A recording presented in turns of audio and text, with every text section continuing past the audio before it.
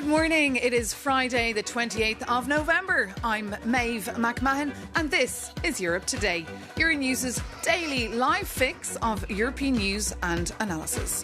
Coming up today, Vladimir Putin has said the outline of the US-Ukraine peace plan could serve as a basis to end the war in Ukraine, but the country would have to give up territory.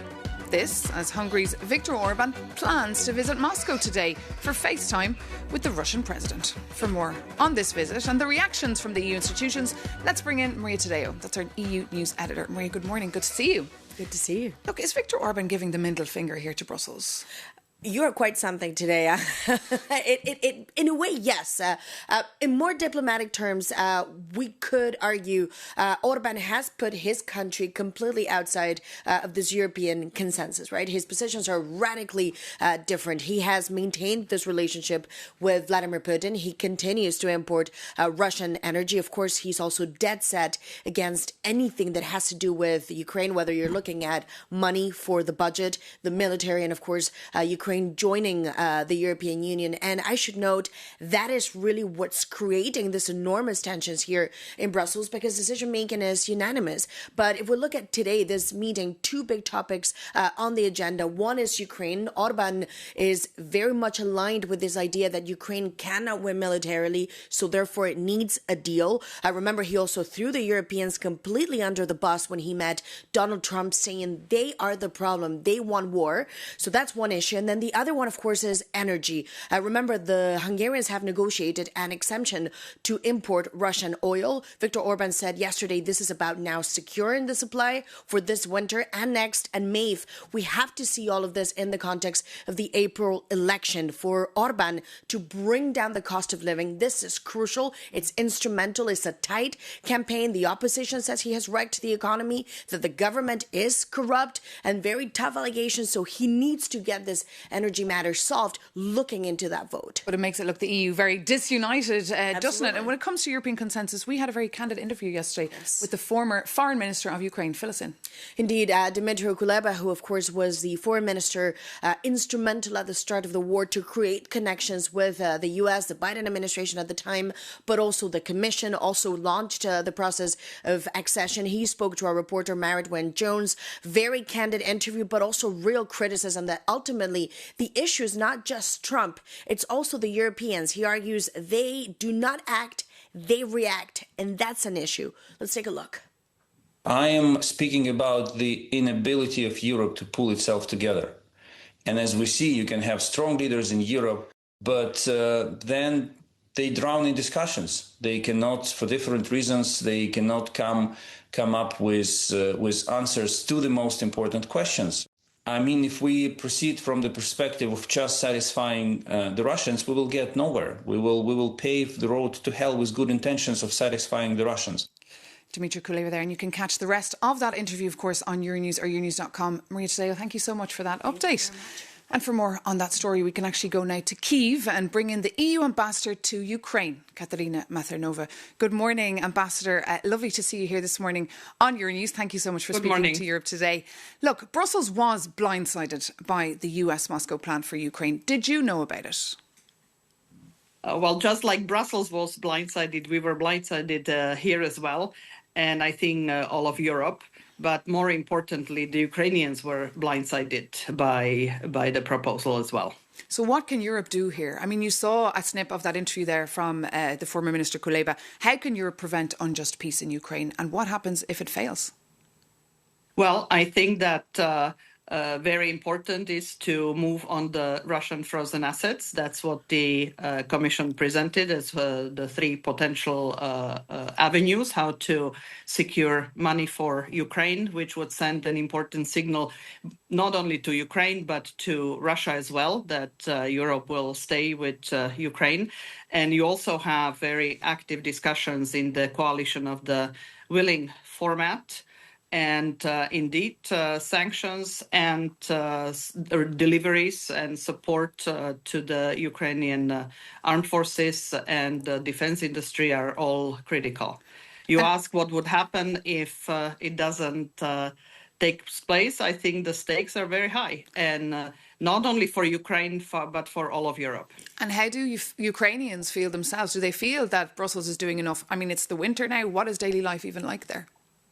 Well, look, it's getting cold. It's mild right now, but in the next few weeks it will get cold. And already now we have, even in Kiev, multiple hours of blackouts. Last weekend there were blackouts up to 21 hours a day.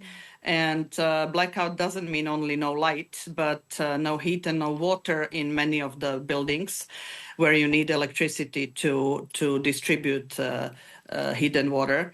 And I think that they're very exhausted with the war. They're very exhausted with the conditions, and they would very much hope that everybody supports them faster and stronger. And they're exhausted. But meanwhile, today we see Hungary's Viktor Orban in Moscow. How can the EU speak with one voice if one EU leader is sleeping with the enemy? Well, I think this is the DNA of European Union is consensus. So we need to work harder to make sure that the consensus is. So far, for example, we have been able to agree unanimously on 19 packages of sanctions. So consensus is possible, but sometimes it's pretty hard. OK, Ambassador Maternova, thank you so much for speaking to us this morning live from Kyiv. See you very soon again. Thank you very much. But now, coming up, we'll be joined by another European woman on the front line. Catherine de Bolle is the Executive Director of the EU law enforcement agency Europol.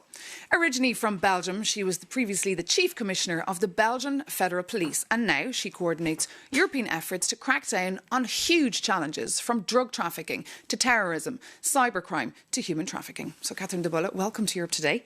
Thank you. Thank you so much for joining us. It's great to meet you and have you here with us. Firstly, just on Ukraine, which is, of course, a big story for us here at Euronews this week. You discovered recently that 654 members of Russian mercenary groups like Wagner were committing war crimes in Ukraine. Tell us more about this investigation. Yes, we at Europol, we have the possibility to investigate war crimes that are committed in Ukraine. We do this together with different member states. The member states are always in the lead. It's very important to mention that we have a joint investigation team handed by Eurojust, and the cooperation focuses on video images that we analyze to detect where are the graves. We try to have the people who are the perpetrators and to identify them, and this information is then shared with the Ukrainian authorities. And what about Russia's hybrid war? What impact is that having on European society? Yes, it's very important that we raise more and more awareness on this. We work together with also member states in that. Europol is responsible when a crime is involved. So we have a lot of sabotage in the European Union. We have a lot of drones flying over and disturbing, in fact, the normal economic life of a lot of countries and cities. And for that, it's important that we have a good view on what is happening, where are the crimes, and that we connect the information that is available in different countries so that we can have a good view and that we can take countermeasures, in fact. And let's talk about another war, the war on drugs. I mean, is Belgium becoming a narco state, do you think, and what can be done? In the European Union, we are on top of it. It's a priority for all the countries. It's not only Belgium, it's also in the whole of the European Union we are confronted to cocaine. What we see is that since every country recognizes this as a key priority to fight, there is more spread of drugs import. It's not only the harbours of Antwerp, Rotterdam and Hamburg anymore. We see that more and more harbours in European Union are used by criminal gangs to have their drugs on the European soil. Belgium and, in fact, Brussels, the de facto EU capital, is taking the headlines for the number of shootings. There were 60 shootings this year. Yes, we see that the shootings are increasing in the whole of the European Union. And that is also very important that we put all this information together with the different shootings in the different countries, and that we try to dismantle the networks behind that are responsible to this. And Belgium makes a lot of efforts in that. But it's hard when you've got a city like Brussels with so many different police zones. I mean, it's time for them to unite, do you think? It's a priority for the government to unite the police zones, so they are working on that, and I believe they will succeed. Yeah. And has information sharing improved in the last few years since the Brussels terrorist attacks? Oh, it improved a lot. We see that now in Europol we support 4,000 cases a year. When I started at Europol, it was about 1,500. So we see that there is a real recognition that we need to work more and more together when we talk about police work, when we talk about information exchange, and there is a lot of understanding that countries, they consider themselves not in a possibility anymore to fight all these crime areas alone anymore. So we see an increase of serious and organized crime gangs and networks on the European soil. We did make a report on the most threatening criminal networks in the European Union, and then together with member states we define what are we going to do, which country is going to do what, and what is the expertise Europol will do. So we have a lot of decryption capabilities at Europol. Yeah. We have a lot of experts in cryptocurrencies. We have experts in blockchain. We have financial investigations that we always take on board when we start investigating a criminal network. And is that enough to fight against online grooming, for example? Online grooming is an issue, and I am very concerned about the young people in the European Union because criminal gangs, terrorists, and also sexual offenders, they always try to reach out via the digital environment to young people. So that is really an area of concern for the future. Okay, you certainly got your hands full there at yes. Europol. Yes. Catherine de Bulla, thank you so much for being our guest today yes. on Europe Today. But now it is Black Friday. That is a day that many people have been saving for a long time to buy a new coffee machine, a hairdryer, or perhaps a winter coat. Our reporter Jakub Janis got caught up in the frenzy. Take a look. Money, it's a gas. Grab that cash with both hands and make a stash. Pink Floyd sang that in 1973. But making a pile of money is just one thing you can do. Another, spend it. For shoppers, it's a thrill. For the planet and workers, it's a bill. In 2024, a staggering 4.6 billion small parcels flooded into the EU. The trend is dramatically increasing, with over 90% of these parcels coming from China. Much of this ends up in the bin. Municipal waste still accounts for 27% of all trash in the EU, and only 9 countries meet recycling goals. On top of that, it is estimated that a third of waste shipments to developing countries are illegal. And workers are pushing back. Zara staff are striking today in 7 countries, and they are joined by the Make Amazon Pay movement, protesting labor practices in over 30 nations. Buying is great for the economy. It creates jobs and generates tax revenue. But when the vast majority of packages come from one country, you have to ask, whose economy we're actually boosting? Happy Black Friday. Just remember to check the label today.